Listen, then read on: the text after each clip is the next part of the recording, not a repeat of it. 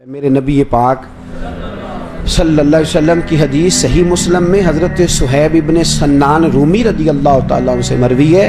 میرے حبیب فرماتے ہیں مومن تو ہر حال میں نفع میں ہی رہتا ہے، خیر پہ ہی رہتا ہے. حضور کس طرح فرمایا نعمت ملے تو شکر کر کے نفع حاصل کر لیتا ہے اور مصیبت آئے تو صبر کر کے نفع حاصل کر لیتا ہے. مومن ہر حال میں بولیے کس جگہ پہ رہتا ہے؟ سارے بولیں گے آپ. اچھا دیکھیں، بات سنیں اور یاد رکھیں. ہم اگر یہ ذہن بنا لیں نا، جس آدمی کا ذہن نہیں ہوتا کوئی آزمائش آئے تو پھنس جاتا ہے، لیکن جو ذہنی طور پہ تیار ہو اس پر کوئی آزمائش آئے تو اسے اتنا پریشان نہیں کرتی. ذہن بنا لے زندگی میں آزمائشوں کے لیے، ذہن بنائے ہر حال میں اللہ کا شکر، ہر حال میں اللہ. لو سنو، میرے نبی کریم میری سرکار کو رب کریم نے چاند سے زیادہ خوبصورت بیٹا عطا فرمایا. سب سے چھوٹے ہیں جناب ابراہیم، چاند سے زیادہ خوبصورت. 3 بیٹے حضور کو اللہ نے دیے، تینوں ہی اپنی قدرت سے لے گیا. چاند سے زیادہ خوبصورت بیٹا. حضرت ام سلمہ کہتی ہے میں نے جب جا کر کے حضور کو مبارک دی نا تو حضور کی آنکھوں میں آنسو آ گئے. یا رسول اللہ، اللہ نے بیٹا دیا ہے. فرماتے ہیں سجدہ شکر کیا مدینے کے محبوب نے. حضور نے بچے کے سر سے بال اتروائے، ایک پلڑے میں بال رکھے ترازو کے، دوسرے پلڑے میں چاندی رکھی. حضور نے صدقہ دیا. پھر فرمایا 2 بکرے لاؤ، قد بڑا ہو، وجود موٹا ہو، آنکھیں پیاری ہوں، ذرا سونے سونے بکرے دیکھ کے لاؤ. 2 بکرے لائے، حضور نے ذبح کیا، صحابہ میں بانٹا، غریبوں کو کھلایا، خوشیاں منائیں. 18 مہینے گزرے، پھر پیغام آیا. عبد الرحمن ابن عوف حدیث کے راوی ہیں، فرماتے ہیں بیٹھا تھا، پیغام آیا حضور صاحبزادے بیمار ہیں. میرے حبیب پاک صلی اللہ علیہ وسلم گھر گئے. خوشی پر بھی حضور کا عالم کیا ہے؟ اب غم آیا ہے. بہار ہو کہ خزاں لا الہ الا اللہ. حضور گھر گئے، جس گھر میں بچہ تھا اس بچے کو گود میں لیا. چاند سے زیادہ بیٹا، روشن ہے، پیشانی نور چمک رہا ہے، آنکھوں سے خوبصورتی یہاں ہے. حضور کی گود میں صاحبزادے کی سانس کو کھڑنے لگی، جان نکلنے لگی. او عزیزو، یہاں کوئی آ کے پیغام دے دے کہ بچہ 4 پائی سے گر گیا ہے تو لوگ جمعہ چھوڑ دیں گے. میرے حبیب پاک کی گود مبارک میں بچہ، سانس اکھڑنے لگی، روح پرواز ہونے لگی. حضور نے سینے سے لگایا تو جان ان کی نکل گئی، آنکھوں سے آنسوؤں کی لڑی بہہ نکلی. عبد الرحمن کہنے لگے محبوبہ رو رہے ہو؟ فرمایا یہ آنسو شکوے کے نہیں ہیں، نا یہ آنسو حضور کس کے ہیں؟ فرمایا یہ اللہ کی رضا کے آنسو ہیں. میرا دل رو رہا ہے، آنکھیں آنسو بہا رہی ہیں، پر میری زبان سے وہی کہوں گا جس سے میرا اللہ راضی ہوگا. اس لیے کہ بہار ہو کہ خزاں لا الہ الا اللہ. میرے حبیب نے فرمایا دیا بھی اس نے تھا، لے بھی وہی گیا ہے. حضرت آسیہ بڑی اعلیٰ چیزیں چھوڑ کے آئیں تو فرعون سمجھانے گیا، کہنے لگا بی بی تو کس چکر میں پڑ گئی ہے، تو اتنے آرام میں تھی، اتنی موج میں تھی. تو آپ فرمانے لگی موج تو آگے میرے اللہ نے میرے لیے تیار کیا. الدنیا سجن المومن، یہ تو مومن کے لیے قید ہے دنیا. جناب آسیہ سلام اللہ علیہا کو فرعون نے پہلے سمجھایا، پھر ان کی برادری کو، ان کی فیملی کو میکے کے بلا کے پریشر ڈلوایا. لیکن حضرت آسیہ نے کہا بس جو ہو گیا سو، جو بات ہو گئی سو ہو گئی. جناب آسیہ رضی اللہ تعالیٰ عنہ ڈٹ گئی نا جب اسلام پہ، جس کے ابرو کے اشارے پر نوکرانیاں سر قربان کر دیتی تھی، وہ نوکرانیاں بالوں سے پکڑ کے کھینچتی ہوئی لائیں باہر. اور وہ فرعون جو کہتا تھا کہ اس کا حکم میرا حکم ہے، اس نے جناب آسیہ کو تھپڑ مارے، بڑے دربار میں عام لوگوں کے سامنے رسوا کیا. بی بی کی آنکھوں میں آنسو ہیں پر چہرے سے مسکرا رہی ہے، لبوں سے مسکرا رہی ہے. سارے چھوڑ گئے، اپنے میکے والے بھی کہنے لگے تو نہیں مانتی تو موج کر. میرے عزیز سن اور یاد رکھ، بڑے بڑے کیل ہوتے تھے، میخیں ہوتی تھی لمبی لمبی لوہے کی. جناب آسیہ کو دیوار کے ساتھ رکھ کے تو ہاتھوں میں میخیں ٹھونک دی، پیروں میں میخیں ٹھونک دی. جناب آسیہ تڑپ رہی ہیں. فرعون نے ان کے وجود پر زخم لگا کے تلوار کے تو نمک اس کے اندر ڈال دیا. حضرت موسیٰ رات کو گزرے تو کہنے لگے اماں تیرا کیا حال ہے؟ تو جناب آسیہ کے لفظ ایک بیوی ہو کے عورت ہو کے کہنے لگی موسیٰ مجھے نہ پوچھ، ذرا میرے رب سے پوچھ کے بتا کہ وہ آسیہ سے راضی ہے کہ ناراض ہے۔ اس سے ذرا پوچھ کے بتا، پوچھ کے اے تن میرا کنگی ہوئے تے میں زلف سجن دی واواں تے پوش میرے دی جتی بن جائے تے میں یار دی قدمی آواں۔ مارو مارو مینو مار مکاؤ، کوئی عذر نہ پیش لے آواں، جے سونا میرے دکھ وچ راضی، جے سونا ہی میرے دکھ وچ راضی تے میں سکھ نو چلے ڈاواں۔ ہاں یار فریدا جے کتے مل پے سونا اونوں رو رو حال سناواں، جے کتے مل پے سونا، اگر کبھی خود ملے جے کتے مل پے سونا تے اونوں رو رو۔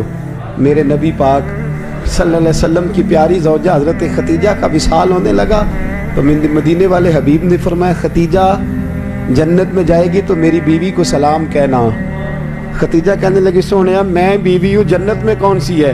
فرمایا آسیہ نے بڑے دکھ سہے ہیں، اللہ کی رضا پہ راضی رہی ہے، جنت میں اللہ اس کا نکاح میرے ساتھ فرما دے گا، میری بیوی بنائے گا اللہ۔ عزیز اس کی رضا پہ راضی رہنا سیکھ، اتنا سخت اپنی زندگی میں رویہ نہ اختیار، اتنا نہ رویا کر دنیا داری کے لیے، اتنا نہ تڑپا کر پیسوں کے لیے، اتنا نہ پریشان ہوا کر اقتدار کے لیے۔ تو جتنے آنسو دنیا کے لیے بہاتا ہے اس سے 2 کم آنسو اس کی رضا کے لیے بہا دے۔ میرے حبیب نے فرمایا 2 قطرے تو مالک کو پسند ہی بڑے ہیں۔ یا رسول اللہ کون سے؟ فرمایا ایک جو اس کی محبت میں بہہ جائے اور ایک جو اس کے خوف سے بہہ جائے، وہ اللہ کو پسند۔ تو کہاں اپنے آنسو ضائع کر رہا ہے، کہاں اپنی انرجی ضائع کر رہا ہے؟ تو اپنے مالک کے ساتھ جڑ جا، وہ جس حال میں تجھے رکھ رہا ہے اس حال میں اس سے راضی ہو جا۔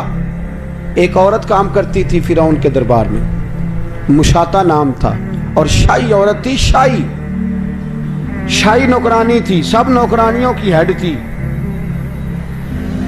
یہاں میں اکثر کہتا ہوں کہ ایم پی اے کا دوست بھی ہوتا ہے تو وہ بھی کہتا ہے 10 جے کو کام ہو جاتے۔ مطلق العنان بادشاہ ہے، ووٹوں سے نہیں آیا۔ فرعون کے دربار میں جناب آسیہ کے کہنے پر وہ بھی کلمہ پڑھ گئی، مسلمان ہو گئی۔ ایک بچی کو کنگھی کر رہی تھی، کنگھی زمین پہ گری تو کہنے لگی یا اللہ مدد۔ وہ کہنے لگی، بچی کہنے لگی کون سا اللہ؟ تو فرعون کو خدا نہیں مانتی؟ کہنے لگی اس پاگل کو کون مانتا ہے؟ میں تو اس کو مانتی ہوں، وَإِلَٰهُكُمْ إِلَٰهٌ وَاحِدٌ لَا إِلَٰهَ إِلَّا هُوَ الرَّحْمَٰنُ الرَّحِيمُ۔ اس کو کون مانتا ہے؟ اس نے کہنے لگی بتاؤں جا کے، اس کو بتاؤں جا کے؟ نہ خوشبو چھپتی ہے نہ محبت چھپتی ہے، جو چھپ جائے وہ نہ خوشبو ہوتی ہے نہ محبت ہوتی ہے، یہ چھپتی ہے ہی نہیں، یہ بہرحال واضح۔ اس نے کہا جا جلدی جا بتا کے آ۔ فرعون کے پاس گئی، جا کے بتایا، کہنے لگی وہ تو کہاں دوڑا پھرتا ہے، وہ تیرے سے تنخواہ لینے والے نہیں تجھے مانتے۔ فرعون آگے کہنے لگا تو کلمہ پڑھتی ہے؟ کہنے لگی تجھے ذرا دیر سے پتہ چلا ہے، میں ویسے کافی دیر سے پڑھ رہی ہوں، تجھے ذرا دیر ہو گئی، مجھے دیر ہو گئی اس کا نام جپتے۔ اس نے کہا مجھے جانتا ہی ہے، مجھے جانتی ہے؟ کہنے لگی نہیں، میں اسی کو جانتی ہوں جسے جناب موسیٰ نے میرا رب بتایا ہے، اس کے علاوہ میں کسی کو جانتی باہر ہو کہ خزاں لا الہ الا اللہ۔ میرا جب سے اس سے رشتہ جڑا ہے، دنیا سے رشتہ ٹوٹ گیا، صرف اسے جانتی ہوں، سوائے اس کے میں کسی اور کو، میں سویرے فجر، پھر زور، پھر عصر، پھر مغرب، پھر قرآن، پھر ذکر، پھر فکر، پھر عبادتیں، پھر تلاوتیں، میں اسی کو جانتی ہوں، کسی اور کو میں نہیں جانتی۔ میں تو صرف اسی کو کاچھا مارا، تھپڑ مارے، تکلیف دی، اسی طرح کیل ٹھوک دیے۔ فرعون کو کسی نے بتایا اس کی 6 مہینے کی بیٹی ہے، بچی کو لا کے ماں کی چھاتی پہ رکھا۔ بدل جاتے ہیں ماں باپ، بچے خود ایک بلیک میلنگ کا نام ہے، بچے خود بذات خود ایک آزمائش ہے۔ چھاتی پہ رکھا، فرعون کہنے لگا تیری بیٹی ذبح کر دوں گا۔ حضرت مشاطہ فرعون کے دربار میں کام کرنے والی کہنے لگی بیٹی نے ایک نہ ایک دن تو اللہ کے پاس جانا ہی ہے۔ میرے دوست تو اس معیار کو سمجھ، اس مزاج کو سمجھ، دین کے شعور کے ساتھ اپنی آگاہی پیدا کر، ان افکار و نظریات کو جان جا۔ تو ہر وقت دکھا ہوا پھرتا ہے، پریشان پھرتا ہے، ہائے ہائے کرتا ہے، تیرے چہرے پہ مسکراہٹ ہی نہیں آتی۔ خودکشی ہے تو عام ہے، مار کٹائی ہے تو عام ہے، جھگڑا ہے تو عام ہے، قتل و غارت ہے تو عام ہے، 10,000 پہ بندہ قتل ہو رہا ہے، تو کس چکر میں پڑ گیا ہے؟ وہ کہنے لگی بچی نے ایک نہ ایک دن تو، بولے ایک نہ ایک دن تو تو چلی جائے تو کوئی عرض نہیں. میرے دوست سن اور یاد رکھ, ایک بی بی اس کی چھاتی پر, سینے پر, فرعون نے اس کی بچی کی گردن کاٹ دی. آنسو نکلے پر زبان سے کہنے لگی انا للہ و انا الیہ راجعون. پھر فرعون نے ماری تلوار اور جناب مشاطہ کو قتل کر دیا. معراج کی رات تھی, مدینے کے چاند براق پہ جا رہے تھے, رستے سے خوشبو بڑی آئی. حضور نے فرمایا جبریل خوشبو بڑی ہے. کہا یا رسول اللہ فرعون کے ہاتھوں شہید ہونے والی جناب مشاطہ کی یہاں قبر ہے. حضرت مشاطہ کی یہااں کامل پیرونا دے باہو قبر جنا دی جیوے. فرمایا قیامت تک اس بی بی کی قبر سے خوشبو آئے گی اور اللہ حساب نہیں لے گا, اس سے اللہ بغیر حساب کتاب جنت میں داخل فرمائے. اتنا زیادہ اپنے آپ کو کمزور نہ بنائیں. نہ مانے پر یہ شکوہ ہے.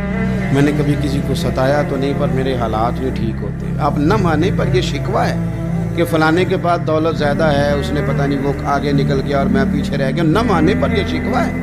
کس سے کر رہے ہو؟ رب رسول سے. وہ آس بولے تے دی مہربانی, اساں تے لاڈ ہی لڑاونے. کس سے شکوہ کر رہے ہو؟ خدا کے بندو, غلام غلامی کرتے. یہ شکوے کرتے ہیں کوئی؟ حضرت ام سلمہ رضی اللہ تعالیٰ, شوہر کا نام ہے ابو سلمہ, بیٹے کا نام ہے سلمہ. کہتی ہیں میں, میرا شوہر, میرا بیٹا, تینوں, چھوٹا بیٹا میرا, ہم نکلے مکہ مکرمہ سے مدینہ طیبہ جانے کے لیے. ایک کی بیٹا ہے, خاندان جمع ہے, شوہر کی گود میں بیٹا, اونٹ کے پیچھے میں.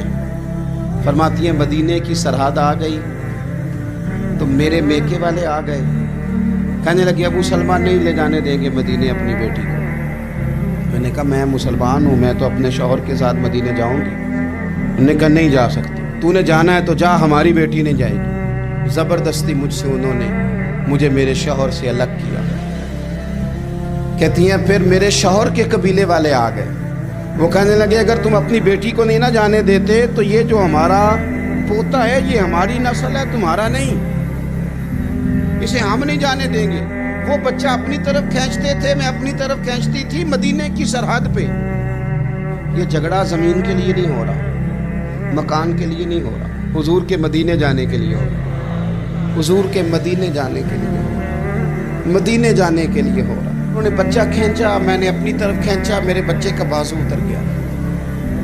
فرماتی ہیں میرے شوہر مدینے چلے گئے, بیٹا میرا میرے سسرال والے لے گئے, مجھے میکے والے لے گئے. آج بھی کچھ سیانے بندے کہتے ہیں اس کو نکال دو اور بچے چھین لو. ان کا بھی خیال تھا کہ بیٹا لے جائیں گے نا تو ابو سلمہ بھی مدینے سے واپس آ جائے گا, یہ بھی واپس آ جائے گا. او یار, اتنا بڑا بھی ظالم کوئی نہیں ہوگا جو ماں باپ سے بچے جدا کرے. فرماتی ہیں کہ وہ لے گئے چھین کے, میں میکے چلی گئی. لوگ روٹی کھاتے تھے, میرے حلق سے نہیں گزرتی تھی. زمانہ سویا کرتا تھا, میں سو نہیں پاتی تھی. بیٹا کہاں, شوہر کہاں, میں کہاں. ام سلمہ کتنی دیر تکلیف کاٹی.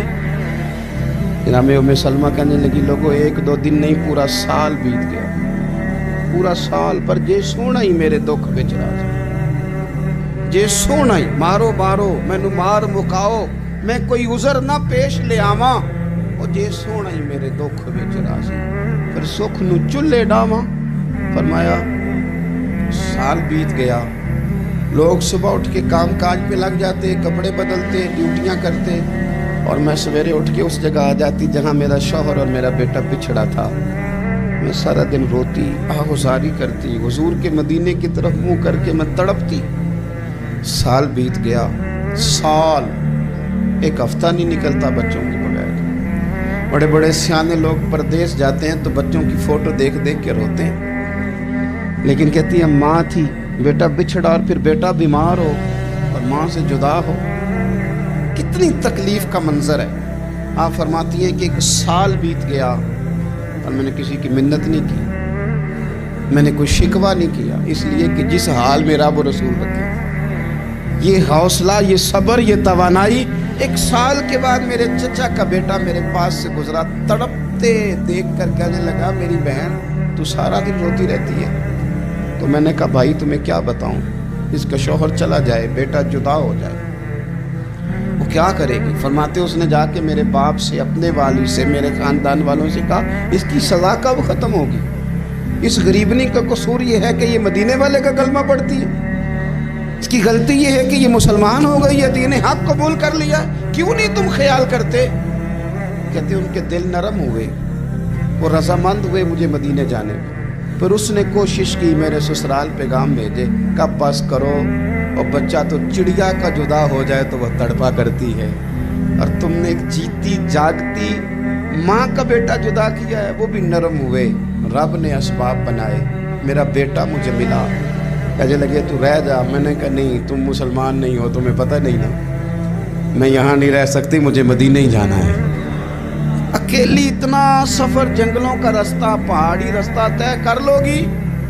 میں نے کہا میں کر لوں گی۔ جنوں ویکھ کے ٹھر دیاں اکھیاں نے تے جنوں ویکھ کے ٹھر دا سینہ ہے، ربا تیری ساری خدائی چ ایک ہی تے شہر مدینہ ہے۔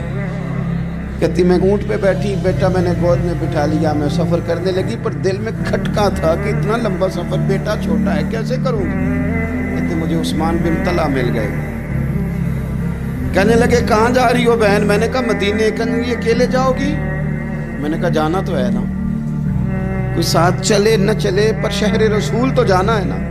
آپ فرماتی ہیں میں نے عثمان بن طلحہ سے نیک بندہ کوئی نہیں دیکھا، میرے اونٹ کی لگام تھام لی۔